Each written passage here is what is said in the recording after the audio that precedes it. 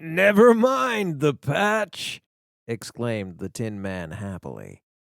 I am very grateful to you, and shall never forget your kindness. Don't speak of it, replied Oz. Then the Tin Man went back to his friends, who wished him every joy because of his good fortune. The Lion now walked to the throne room and knocked at the door. Come in, said Oz. I have come for my courage, said the Lion, entering the room. Very well, answered the little man. I will get it for you.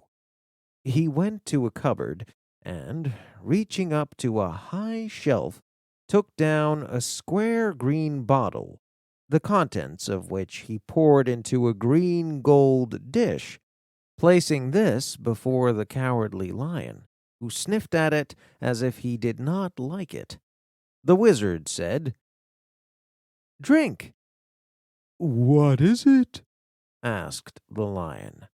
Well, answered Oz, if it were inside of you, it would be courage.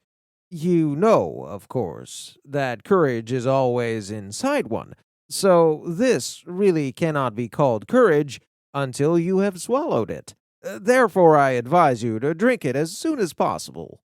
The Lion hesitated no longer and drank till the dish was empty.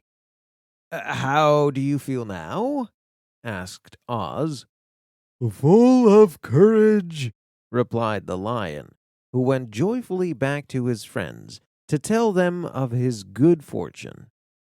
Oz, left to himself, smiled to think of his success in giving the Scarecrow and the Tin Man and the Lion exactly what they thought they wanted.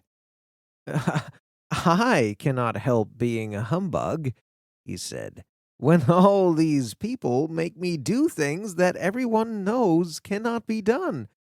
It was easy to make the Scarecrow and the Lion and the Tin Man happy, because they imagined I could do anything. But it will take more than imagination to carry Dorothy back to Kansas, and I'm sure I don't know how it can be done.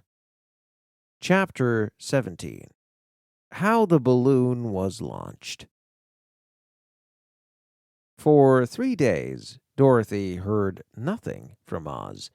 These were sad days for the little girl.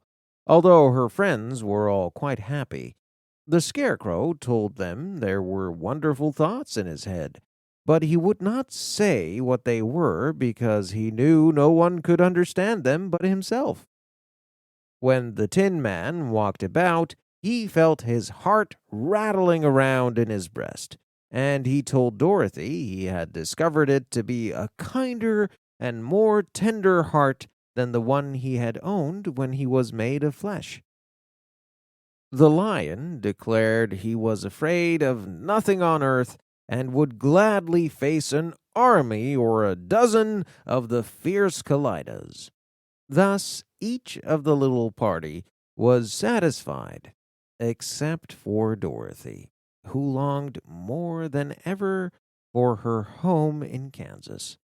On the 4th day, to her great joy, Oz sent for her, and when she entered the throne room, he greeted her pleasantly. Sit down, my dear. I think I have found the way to get you out of this country. And back to Kansas? She asked eagerly. Well, I'm not sure about Kansas, said Oz, for I haven't the faintest idea which way it lies. But the first thing to do is to cross the desert, and then it should be easy to find your way home.